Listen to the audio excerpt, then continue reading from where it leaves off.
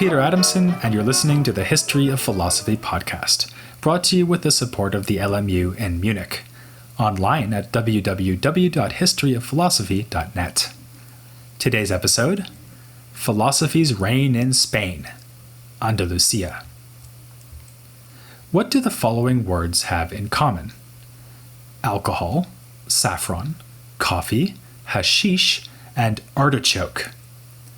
Well, they could all be elements in a night to remember, or perhaps a night to try to forget. But what I have in mind is that they all come to us from Arabic. I've mentioned before my favorite of all etymologies, which is that the word giraffe comes from the Arabic zirafa. Not far behind is one I more recently learned about. The word arsenal derives from the Arabic phrase dar as-sina, meaning house of manufacture. In other words, the place where you make weapons. So rumors that Arsenal comes from the Old French for second best team in North London turn out to have been spread by nefarious Tottenham fans, as if there were any other kind. These are only a few of the English words that derive from Arabic. Some others practically contain all of world history in them.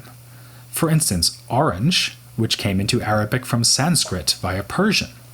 Or guitar, which has the same origin as the word zither, namely the Greek kithara. This passed into Arabic as kitar, thence into Spanish as guitarra, and then finally into English through French. Notice the intermediary role of Spanish there, which isn't a unique case. Words like adobe, aubergine, and tuna passed into our language from Arabic thanks to Spanish or Catalan. And here's my favorite example that stayed in Spanish. In Arabic, the word for until is hatta, which became hasta, as in hasta la vista, baby. Well, I say it stayed in Spanish. It did make the occasional foray into the Austrian dialect of English spoken by Arnold Schwarzenegger. In fact, the number of Arabic-based words in English is as nothing compared to what we can find in Spanish. If you learned only the words that come from Arabic, you could probably do pretty well on a Spanish vocabulary exam. Next time you're near a Spanish dictionary, leaf through the words starting with al. Many of these come from Arabic and have kept the Arabic definite article, al, as a first syllable. We've seen this before, with the etymologies of the words alchemy and Almagest, the title of Ptolemy's work on astronomy. The presence of all this Arabic in the Spanish language is, of course, due to the fact that the Iberian Peninsula was mostly under Muslim rule for several centuries. They arrived in a year that will be easy to remember for American convenience store patrons, 7-Eleven. Here I can't resist telling a legend mentioned by Richard Fletcher in his book Moorish Spain. It's said that the kings of the Christian Visigoths had a tower sealed with many locks. When each king came to power, he would add another lock, until there were 27 of them, keeping safe the secret inside. Finally, a king could not restrain himself and had the locks opened. Inside he found paintings of Arab warriors on horseback and a scroll that said, "When this chamber is violated, the people painted on these walls will invade Spain, overthrow its kings, and subdue the entire land." Curiosity killed the Catalans. It was an event worthy of a good legend. This former Roman province, the birthplace of no less a philosopher than Seneca, was taken by the Visigoths in the 5th century. Protected by the Straits of Gibraltar to the south and the Pyrenees to the north, the Christian Visigothic kingdom survived nicely until the Muslim invasions of the early 8th century. This was not simply the westernmost part of the Arab conquests that saw so much territory fall into the hands of Muslim rulers. The bulk of the invading force that conquered modern-day Spain and Portugal were Berbers, who had been channeled into the conquest by Arab Muslims. It would take centuries of gradual conversion until Muslims would be the dominant religion in Iberia, or al-Andalus, as it was called in Arabic, hence our word Andalusia. The new territory did not play a major role in the politics of the Islamic world until the year 756. This was the time when the Abbasid Caliphate supplanted the Umayyads as rulers of the Muslim lands in the east.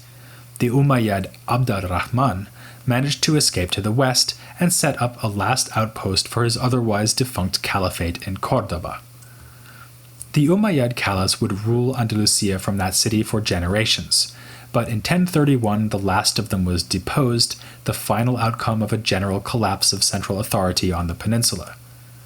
In place of the Western Caliphate, Andalusia saw the rise of the so-called Taifa kings, rulers of individual cities and small territories. Taifa is another Spanish word that comes from Arabic.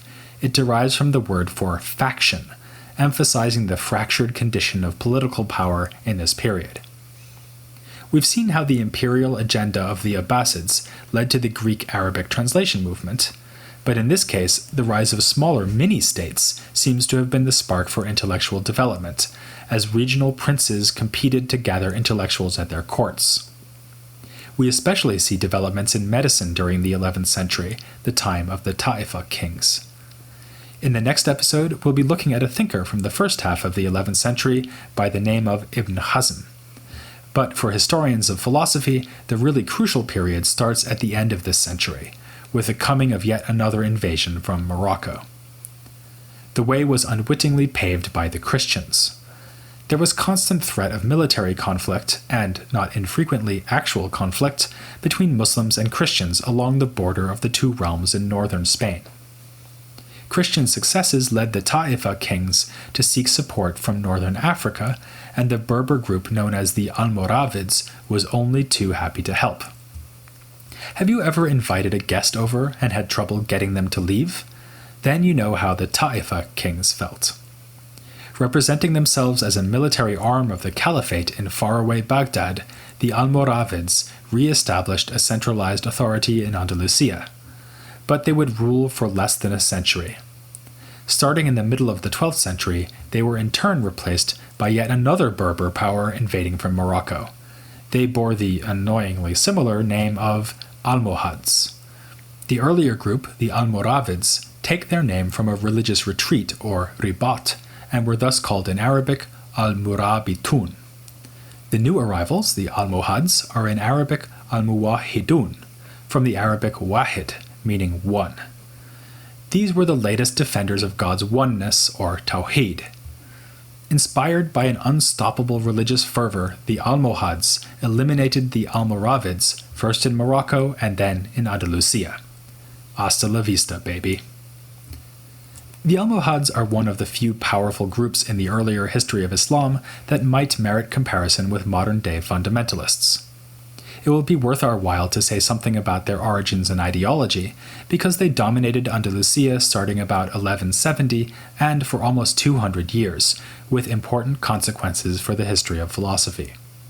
Eventually, their star would fall too, not because of still another Berber invasion, but because of the Christians. After taking Andalusia away from the Almohads bit by bit, the Christian reconquest will be almost complete by 1252, with only an outpost of Islamic dominion remaining in the far south until 1492.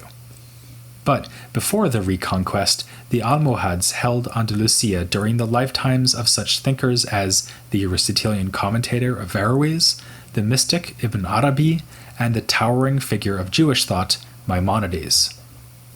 The Almohad movement was founded by a Berber named Ibn Tumart, a strict and charismatic religious leader who came from the mountains in Morocco.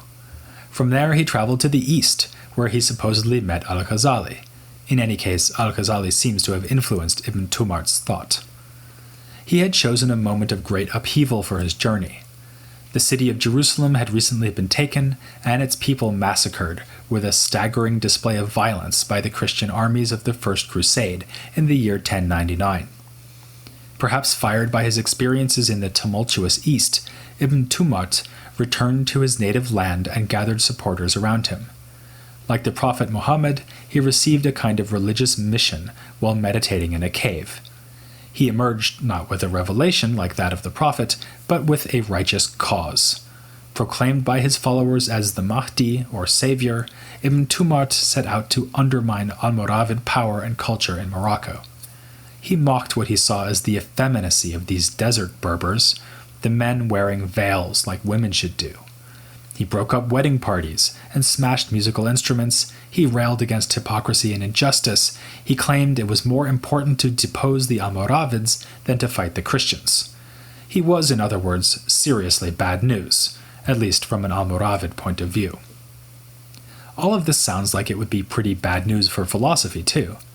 Humorless, self-righteous religious zealots aren't known for their encouragement of innovative intellectual inquiry. Yet there was something of a rationalist streak within the Almohad ideology. Their name, with its allusion to God's oneness, is only one sign that they were concerned to strip religion down to its fundamentals. For Ibn Tumart, the basic truths of Islam are present to each human from the day of birth. Here he follows a famous saying of the Prophet, that every child is born with a natural aptness for right belief. It is his parents that make him a Jew, a Christian, or a pagan. As we'll see in a few episodes, this idea that society corrupts our natural ability to discover the truth about ourselves, and above all about God, will be dramatically represented in a fable written by the Andalusian Muslim thinker Ibn Tufail. In this tale, a child finds itself alone on an uninhabited island, and manages to become a philosopher through independent investigation and reflection. The author Ibn Tufail had links to the Almohad rulers, and it seems likely that the story is meant at least to fit with, if not to promote, the Almohad religious ideology. But if there was good news for philosophy, there was also bad news. Before the coming of the Almohads, Andalusia had been host to a cultural flowering among Jews, who often wrote in Arabic. Maimonides was only the greatest of many significant philosophers and scientists who represented Andalusian Jewry.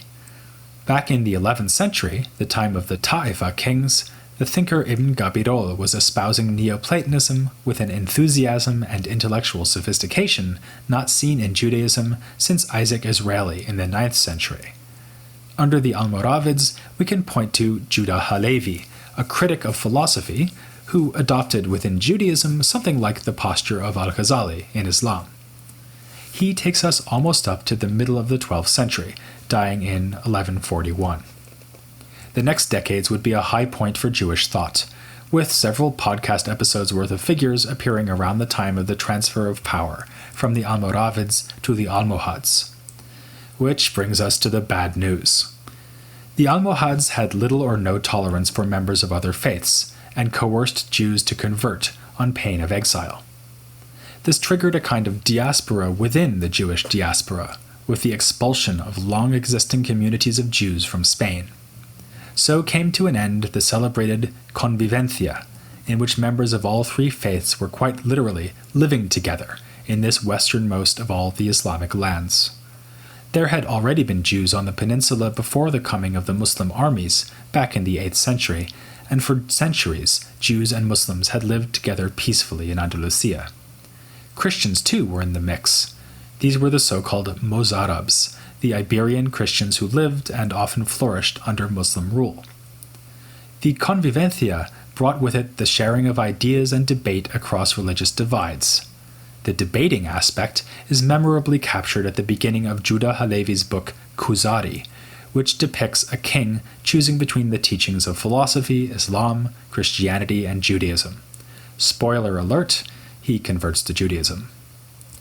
The more positive side is especially evident in the Jewish appropriation of ideas from Muslim thinkers. Averroes in particular was embraced by the Jews, as his sophisticated commentaries on Aristotle were translated into Hebrew and even made the subject of further commentaries. This is one example of how philosophy in Andalusia developed independently and in very different ways from what was happening far away in the eastern lands of Iraq and Persia. We could say something similar about the religious movement embodied by the Almohads. The geographical remoteness of Morocco and Spain allowed for Ibn Tumart's idiosyncratic teaching first to gain a foothold and then to achieve political dominion. Andalusian philosophy is likewise a world unto itself, something dramatically illustrated by the relatively weak impact of Avicenna in Spain. In 12th century Andalusia, Avicenna was known to some extent, but he had nothing like the influence he was already having in the East. In fact, Ibn Tufail, the Muslim thinker of Andalusia most friendly to Avicenna, admits that he has not been able to read many Avicennan writings. Even more striking is the relative neglect paid by Jewish thinkers to Avicenna. They were far more inspired by the stricter Aristotelianism of al-Farabi and, in due course, of Averroes. The coming of the Almohads, in any case, disrupted the harmony between the faiths that had been the norm in Andalusia. We shouldn't exaggerate the harmony, of course. For one thing, remember that there was almost constant conflict with the Christian powers to the north of Muslim-held territory in Spain, and there were episodes of violence against Jews within Andalusia before the coming of the Almohads, for instance a pogrom in Granada in 1066. But broadly speaking, until the Almohad conquest, Andalusia was a place where Jews could flourish, building numerous synagogues and wielding social and political influence. Jewish scholars were valued by Muslim rulers and served as esteemed members at court, often valued for their expertise in medicine, much as we saw with Avicenna himself. After the Almohads, by contrast, many Jews fled to the Christian-held territory in Spain or to other lands entirely. Maimonides himself decamped with his family to Jerusalem and then to Cairo. Some expatriates went to southern France, creating a new context for philosophy, for it was especially there that we see works of philosophy and science being translated from Arabic into Hebrew, an important step since the Andalusian Jewish scholars had been able to read Arabic natively, whereas Jews living in Christendom could usually work only with Hebrew or Latin. Averroes' works were crucial in this new translation movement, whereas Avicenna's works were hardly translated into Hebrew at all. His ideas were still known, but usually indirectly, and only because they had been used by authors like Maimonides. In covering this spread of Jewish philosophy into medieval Europe, I'll have to step beyond the official borders of this series of episodes on philosophy in the Islamic world. But it seems obvious that I should discuss the so-called Maimonidean controversy that raged among European Jews in the 13th century after I've discussed Maimonides himself. More generally, I want to take this opportunity to give a full picture of the development of medieval Jewish philosophy, since it mostly occurred in Andalusia or responded directly to texts written there. As I've said before, this doesn't mean separating off Jewish philosophy as if it were some kind of isolated phenomenon. Rather, I think of Andalusian philosophy in its entirety as a tradition within the larger tradition of philosophy in the Islamic world. I've already explained some reasons why Andalusian thought is so distinctive. There was the specific context provided by Almoravid and then Almohad culture. There was the geographical remoteness of this region from the Islamic heartlands, where philosophy was developing in very different ways. And of course, there was convivencia itself, the cultural and intellectual interchange between Christians, Jews, and Muslims. One significant result for historians of philosophy is the fact that Spain became a major center for the transmission of Aristotelian philosophy and science from the Arabic into the Latin language. Sometimes with the collaboration of Jews and Muslims, Christian translators like Gerard of Cremona and Dominicus Gundasalinus took advantage of the multicultural setting of Toledo to produce Latin versions of works by such authors as Aristotle, Al-Kindi, Isaac Israeli, Al-Farabi, Avicenna, and Ibn Gavirol. Thanks in part to these translations from Arabic, the course of philosophy in Latin Christendom was fundamentally changed. We'll have a chance to look at that process much later when we are looking at Latin medieval philosophy. For the forthcoming episodes, though, I'm going to avoid getting too far into the Latin context, apart from an interview episode which will be devoted to the translations themselves. Instead, I'm going to focus on the ideas put forward by Muslim and Jewish thinkers, often in dialogue with one another. Here, one of the most interesting developments, far less known to historians of philosophy, is within mysticism. I already mentioned that Andalusia could boast of being the home of the great mystic Ibn Arabi, albeit that from there he traveled to the east, just like Ibn Tumart and Maimonides, two men who wouldn't enjoy appearing in the same sentence. The Sufi teachings of Muslims like Ibn Arabi influenced the mystical Jewish tradition known as Kabbalah, some of whose texts were also produced in Spain. Thus, the situation with mysticism mirrors to some extent the situation with Aristotelian philosophy, We have Jewish thinkers taking ideas from Muslim thinkers and showing how they could be woven into long-standing Jewish intellectual traditions like Torah commentary, in the case of the philosopher Maimonides, or like mystical Judaism, in a work like the Zohar. I'm going to start, though, with something more specific to the religion of Islam.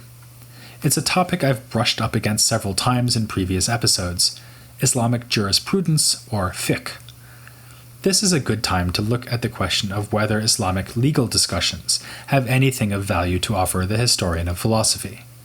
After all, the most prominent Muslim in the Andalusian tradition, Averroes, was a jurist as well as an Aristotelian philosopher. One of his most widely read works, the Decisive Treatise, is actually a legal judgment on the status of philosophy in the Islamic faith. By the 11th century, which is where I'll be starting to look in detail at developments in Spain, the main schools of jurisprudence have had time to emerge and establish themselves. In fact, you could argue that I'm slightly overdue to look at this phenomenon. But I wanted to wait until we reached next week's subject, an outstanding thinker of the 11th century named Ibn Hazm. His many-sided output will show us the range of intellectual activity that was already possible in 11th century Andalusia, with his contributions not just to jurisprudence, but also literature and philosophy.